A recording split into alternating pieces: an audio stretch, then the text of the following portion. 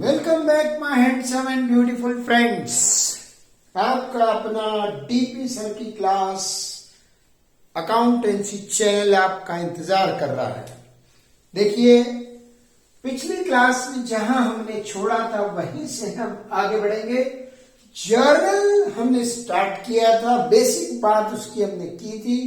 यह है जर्नल का फॉर्मेट। इसमें होते हैं 5 column: date, particulars, ledger folio, debit amount, credit amount. जी हाँ फ्रेंड्स, मैंने आपको डेबिट क्रेडिट दोनों का मतलब अच्छे से विस्तार से बताया था। बाय चांस आपने मिस किया हो तो please refer the previous video to understand the meaning of journal, journal entries, debit, credit, and the format of journal. Journal is the primary book of accounts, original book of entry. It is basically the daily diary of business, a rough copy of business, first entry book, where the transactions are brought as and when they take place. Right? तो इसे हम book of original entry कहते हैं। और यहां पर entry बनाने के लिए आपके पास rules for debit and credit को 2 तरीके से समझने का चांस है। 2 chances. Number 1 modern accounting, number 2 traditional accounting. हम दोनों की बारी बारी से बात करेंगे।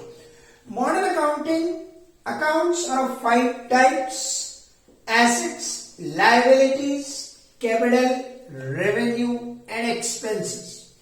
5 टाइप के अकाउंट्स मेरे दोस्तों मॉडर्न अकाउंटिंग बताती है। मॉडर्न अकाउंटिंग कहती है, मॉडर्न अकाउंटिंग क्या कहती है? मॉडर्न अकाउंटिंग कहती है there are 5 types of accounts: asset, liability, capital, revenue and expense. हाँ जी, हमने अकाउंटिंग इक्वेशन में ये चीजें बहुत विस्तार से पढ़ी है। A is equal to L plus C. Assets are equal to liabilities plus capital. LHS, RHS. Assets, debit balance, because assets and data are interrelated. The word debit comes from debtor. Debtor is an asset. Word credit comes from creditor. Creditor is a liability. Liability is creditor. Capital is also a liability because proprietor is treated as creditor of business according to business entity principle.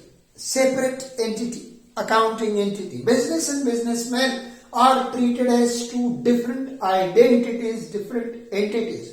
Therefore, the amount invested by owner in his business may be an asset for the owner but becomes a liability for business.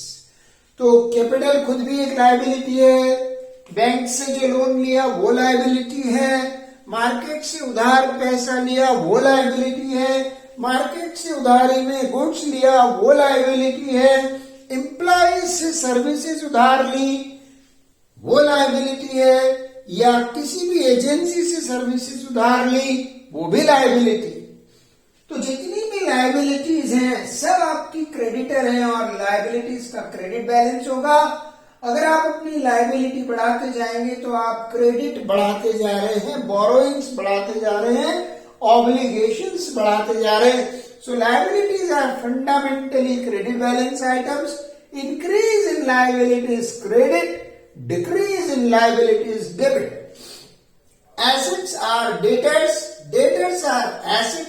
Increase in asset is debit, decrease in asset is credit. Right?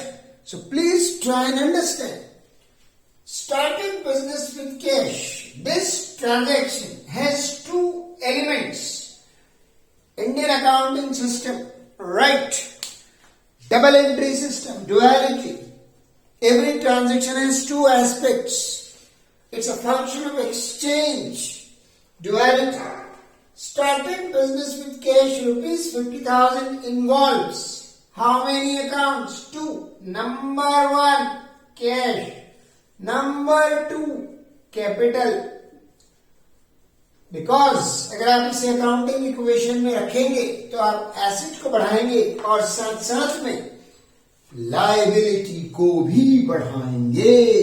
क्या बात है, क्या बात है, छा गए गुरु, छा गए छा गए छा गए।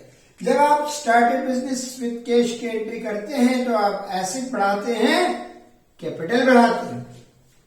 तो कैश बढ़ रहा है, कैश आपका एसेट है, बढ़ रहा है, बढ़ता है एसेट, होता है डेबिट। कैपिटल लायबिलिटी है, लायबिलिटी भी बढ़ रही है, बढ़ती है लायबिलिटी, होती है क्रेडिट।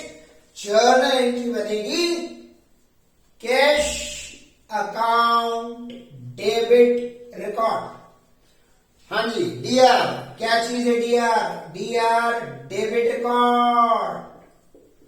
सीआर बोलो, लोमड़ी और सीआर वाला सीआर नहीं, क्रेडिट वाला सीआर, क्रेडिट रिकॉर्ड, राइट। एक है डेबिट रिकॉर्ड, एक है credit record. Debit record abbreviated as DR, credit record abbreviated as CR. Cash account debit record, जो चीज डेबिट होगी वो पहले लिखी जाएगी। Accounting is based on assumptions, principles, concepts, conventions, right? Debit comes first, then comes credit. So we mention debit first. जो भी date होगी डेट लिख के जाएगी। मान लीजिए ट्रांजैक्शन आज की डेट में हो रहा है, आज है 12 अगस्त, हम लिखेंगे अगस्त 12। Cash account debit, debit column में लिखेंगे 50,000 टू, ये जो अकाउंट क्रेडिट हो रहा है वो लिखा जाएगा cash account debited to capital account 50,000। ये बन गई journal entry. Cash account debtor, DR is also debtor, CR is also creditor, right. Debit record, DR debtor, credit record, CR creditor. So cash account is a debtor to capital account, यानी जो cash proprietor ने लगाया है वो capital बना, right. So capital liability है, cash asset. Narration, narration का मतलब ट्रांजैक्शन के बाद में लिखी जाने वाली शॉर्ट समरी। ब्रीफ में ट्रांजैक्शन को आपको मेंशन करना होता है कि आपने ये एंट्री किस बात के लिए बनाई है। तो हम क्या बोलेंगे दोस्तों, commenced business with cash, commenced business with cash. बच्चे पूछते हैं नरेशन लिखना जरूरी है सर? जी हाँ सर, जरूरी है, because narration describes your transaction better, number 1। Number 2, it's a system. कल दिन अगर आप अकाउंटिंग का काम छोड़ के जाते हैं, आपकी जगह कोई नया अकाउंटेंट ज्वाइन करता है, तो उसे समझ में आना चाहिए कि ये एंट्री किस बात के लिए बनी होगी, क्योंकि बहुत सी बार एक जैसी दिखने वाली एंट्रीज के पीछे अलग अलग ट्रांजैक्शंस होते हैं। शहंशाह, एक जैसी दिखने वाली एंट्री के पीछे भी तो अलग टाइप के ट्रांजैक्शंस हो सकते हैं, जाने। तो फिर ये लिखना जरूरी है, जरूरी है, जरूरी है। बात नंबर की भी तो है प्यारे बच्चों। मार्क्स, सीबीएसई एलपी बोर्ड अपने मार्किंग स्कीम में कहते हैं बच्चा नरेशन ना लिखे। अगर बच्चा नरेशन ना लिखे तो 25% तक के मार्क्स काटे जा सकते हैं। अरे यार, मार्क्स से मत डराओ, प्रैक्टिकली नरेशन बहुत जरूरी है, it's a part of system. Short में ट्रांजेक्शन को लिखना होता है। बॉट फर्नीचर रुपीज 10,000, कौन से दो अकाउंट इन्वॉल्व है? फर्नीचर खरीदा आपने, क्या करोगे?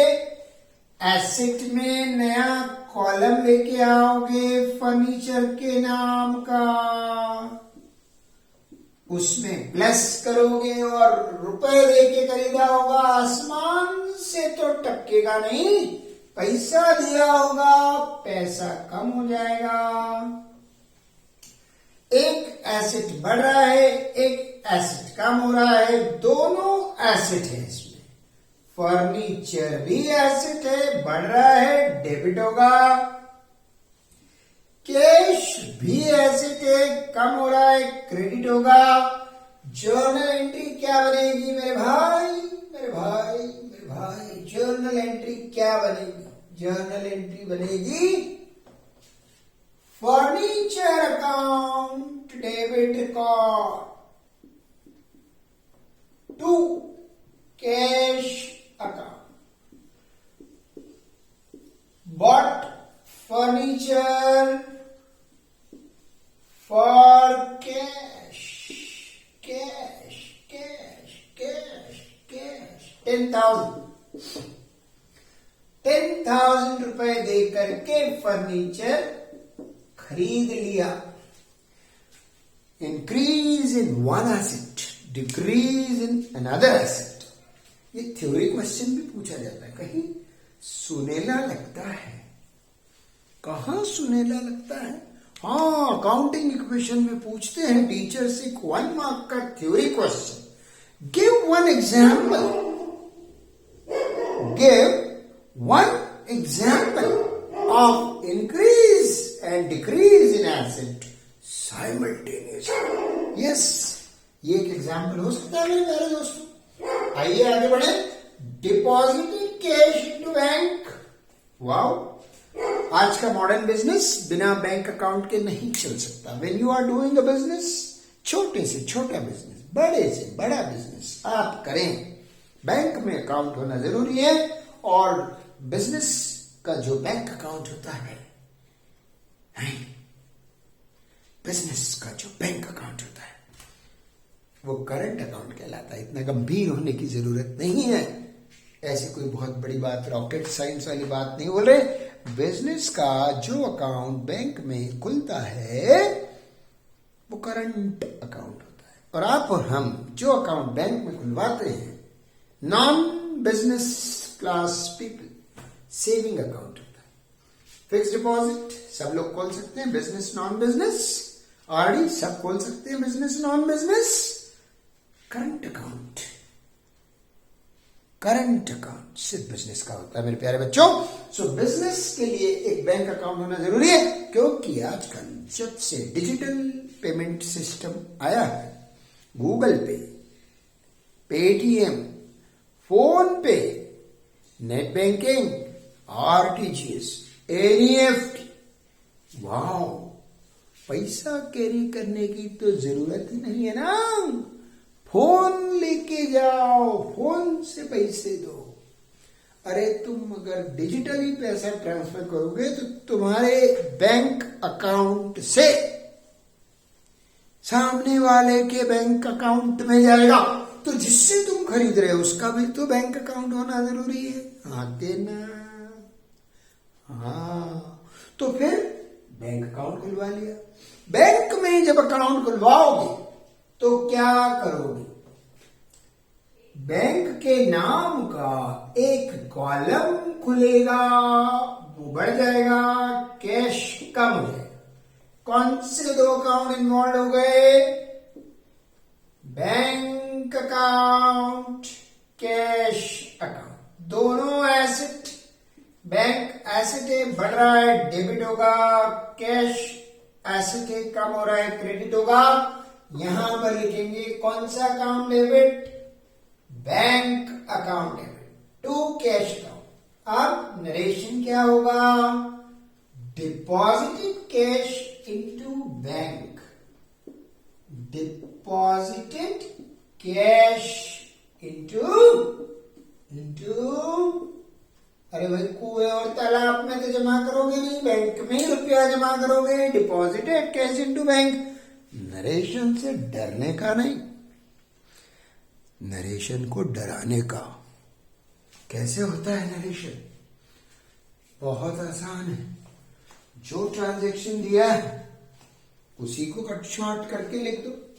शाबाश। 3 एंट्रीज समझ में आई कि नहीं आई? क्यों नहीं आएगी? समझा कौन रहा है? कौन समझा? जब समझाने वाला अच्छा होगा, समझने वाला अच्छा होगा, तो फिर गेम का अंजाम भी अच्छा होगा। अच्छा होगा, अच्छा ही होगा। चलो चलो चलो चलो आगे बढ़ो। Transaction number 4, goods purchased. Wow, goods purchased. What are goods? Goods purchased for ₹20,000. Shabash. Goods are the commodities, product or the services in which a business organization deals. Trading जिसका आप करते हो, जिसका बाइंग एंड सेलिंग करते हो, जिससे आपकी रोजी रोटी चलती है, जो आपका ब्रेड एंड बटर है। वाओ, याद आ गया सैंडविच। टिंकू का सैंडविच याद आ गया। Bread and butter. Buying and selling of goods and services. Goods are the commodities in which you deal. It is your stock. अगर तुम्हारा मेडिकल स्टोर है तो मेडिसिन तुम्हारे लिए गुड्स है। अगर तुम्हारी कपड़ों की दुकान है तो क्लॉथ तुम्हारे लिए गुड्स है। और अगर तुम्हारी स्टेशनरी की दुकान है तो pen, pencil, register, copy, eraser, scale, ये तुम्हारे लिए गुड्स है। और अगर तुम्हारी लोटस इलेक्ट्रॉनिक्स जैसी कोई शॉप है इलेक्ट्रॉनिक्स की, तो electronic items like television, washing machine, ये तुम्हारे लिए गुड्स है। यानी गुड्स कोई टफ चीज नहीं है। लेकिन अगर तुम प्रोफेशनल हो, तुम डॉक्टर हो, तो सर्विसेज तुम्हारे लिए गुड्स है। क्या बेचोगे? सर्विस बेचोगे। प्रोफेशनल हो, चार्टर्ड अकाउंटेंट हो, सर्विस बेचते हो। प्रॉपर्टी ब्रोकर हो, रियल एस्टेट एजेंट हो, क्या बेचते हो? सर्विसेज देते हो, बदले में कमीशन लेते हो। डॉक्टर हो, सर्विसेज देते हो, बदले में फीस लेते हो। टीचर हो, ट्यूशन पढ़ाते हो, बदले में फीस लेते हो। राइट? सो जब तुम कंसल्टेंसी देते हो, बदले में जो लेते हो वो फीस है। Consultancy services. तो हम 2 तरह के प्रोडक्ट्स मार्केट में बेचते हैं प्यारे बच्चों। कितने तरह के? 2 तरह के। कौन से? टेंजिबल और इनटेंजिबल। टेंजिबल वो जो दिखाई देते हैं, जैसे मेडिसिन्स, इलेक्ट्रॉनिक आइटम्स, कपड़ा, automobiles, car, vehicles. Intangible like services. Right? जो डॉक्टर अपने पेशेंट्स को देता है वो सर्विसेज होती, दिखाई नहीं देती। सो टेंजिबल और intangible products. Airtel company, Idea, Jio आपको क्या देते हैं? आपको कम्युनिकेशन सर्विसेज देते हैं। ट्रांसपोर्टर्स आपको क्या देते हैं? ट्रांसपोर्टेशन सर्विसेज देते हैं। इंश्योरेंस कंपनी, जी हाँ, मैं बात कर रहा हूं ऑक्सिलरीज टू ट्रेड की, सपोर्टिंग एजेंसीज, जिनके बिना बिजनेस चल नहीं सकता। इंटरडिपेंडेंस। तो आपको इंश्योरेंस कंपनी क्या देती है? सर्विस। किस बात की service? Assurance, guarantee, risk coverage की सर्विस। बैंकिंग क्या देती है? Financial services. ट्रांसपोर्टर क्या देता है? Movement of goods from one place to another place की सर्विस। मार्केटिंग, एडवर्टाइजिंग क्या देती है? प्रमोशन की सर्विस। तो आप कुल मिला के 2 तरह के प्रोडक्ट्स बेचते हैं, टेंजिबल, इंटेंजिबल। अब जब आप गुड्स की बात कर रहे हैं, तो गुड्स का मतलब है जो आप बेचने के लिए खरीदते। Anything that you buy for resale is called is called goods. और तुम तो जानते हो गुड्स के नाम का अकाउंट नहीं खुलता, गुड्स की जगह लिखा जाता है परचेजेस। तो परचेजेस और कैश, इसमें ये दो इन्वॉल्व। परचेज को हम इनिशियली एसेट से रिकॉग्नाइज करेंगे, बाद में चेंज करेंगे, समझाएंगे, मॉडिफाई करेंगे। परचेज एसेट है, बढ़ रहा है, डेबिट होगा। कैश एसेट है, कम हो रहा है, क्रेडिट होगा। कौन सा अकाउंट डेबिट करेंगे? Purchases account debit. कभी भी भूल के गुड्स का अकाउंट नहीं खोलने का, गुड्स अकाउंट नहीं चलता, राइट। अब आएगी बात goods sold. Goods are the commodities that we buy for resale. Goods sold for rupees 25,000. Cost price say 10,000. 10,000 की कॉस्ट के गुड्स 25,000 में बेचे। वाह भाई वाह, कौन सा बिजनेस करते हो? हमें भी तो बताओ, हम भी चाहते हैं इतना भारी बिजनेस करना जिसमें खतरनाक प्रॉफिट है। लालच बुरी बला, कोई बात नहीं। Sold goods are bought for resale. Anything that you buy for resale is called goods. 10 के गुड्स 25 में बेचे, 15,000 का प्रॉफिट कमाए। 5 जर्नल में अलग से profit on sale of goods और loss on sale of goods को रिकॉर्ड नहीं करते, अलग से नहीं करते, क्योंकि ये काम बाद में अपने आप हो जाता है जब हम एनालाइजेशन और इंटरप्रिटेशन पर आते हैं। जब हम रेवेन्यू माइनस एक्सपेंसेस करेंगे तो ये काम खुद ब खुद हो जाएगा, यहां चिंता करने की जरूरत नहीं। यहां तो एंट्री आपको हमेशा सेल्स वैल्यू से करनी है मेरे प्यारे बच्चों। 10 के गुड्स 25 में बेचे, 10 से कोई मतलब नहीं, 25 से मतलब है। गुड्स बेचोगे, पैसे आएंगे, कैश एसेट बनेगा, बढ़ रहा है, डेबिट होगा। Cash account, debit account. उम्मीद है आप मेरे साथ चल रहे हैं। Cash account, debit account. कितने रुपए मिले? 25,000। क्या हुआ? बेचा। खरीदने पे परचेज अकाउंट, तो बेचने पे खोला जाता है सेल्स अकाउंट। गुड्स के नाम का कोई अकाउंट ना जर्नल में ना लेजर में नहीं मेंटेन किया जाता, ना स्टॉक के नाम का अकाउंट मेंटेन करते हैं। हाँ, लेकिन ओपनिंग और क्लोजिंग स्टॉक जैसी चीज एग्जिस्ट करती है। ओपनिंग स्टॉक क्या है? जो साल के बिगिनिंग में होता है। क्लोजिंग स्टॉक क्या है? जो एंड ऑफ द ईयर होता है। And sold goods at the end of the year are called closing stock. वाह, मजा आ गया। पर एक बात तो सुनो, जब स्टॉक के नाम का अकाउंट ही नहीं रखते तो फिर ये स्टॉक आता कहां से? साल के एंड में एक इक्वेशन बनाई जाती है और उसमें कितने गुड्स खरीदे और उसमें से कितने बेचे, वो माइनस करके डिटरमाइन किया जाता है कितना बचा, और फिर क्लोजिंग स्टॉक की एक एंट्री बनाई जाती है। और उस क्लोजिंग स्टॉक की एंट्री को साल के एंड में रिकॉग्नाइज करके ट्रेडिंग अकाउंट में लिया जाता है और वही क्लोजिंग स्टॉक अगले साल का ओपनिंग स्टॉक बन जाता है। तो क्लोजिंग और ओपनिंग स्टॉक की उम्र कोई बहुत ज्यादा होती नहीं मेरे दोस्तों, आखिरी में पैदा होता है साल के एंड में, और साल के बिगिनिंग में कॉस्ट में मर्ज हो जाता है। Closing stock at the end of the year, opening stock at the beginning of the year. Stock के नाम का, गुड्स के नाम का अकाउंट नहीं खोलने का।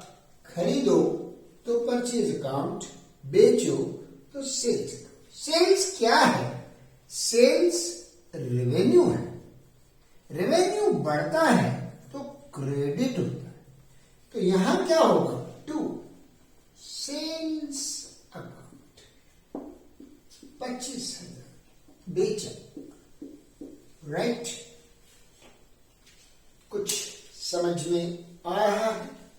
अगर हम थोड़ा सा आगे बढ़ा जाए, payment of salary to workers, workers को सैलरी दी। What is salary? Paid salary, transaction number 6, paid salary to workers, employees जिनसे आप सर्विसेज लेते हो, रुपीज 7,000, 7,000 की तनख्वाह दी। तनख्वाह कैसे दोगे? तनख्वाह किस फॉर्म में दोगे? तनख्वाह will be given in the form of cash. एक अकाउंट कैश का है, कैश यहां पर एसेट है, तुम दे रहे हो, पेड, पैसा गया तुम्हारे पास, कैश एसेट है, कम हो रहा है, क्रेडिट होगा। अब किस बात की तनख्वाह दे रहे हो? क्या पैसा किस बात का दे रहे हो? सैलरी का दे रहे हो। सैलरी को रिकॉग्नाइज करना पड़ेगा।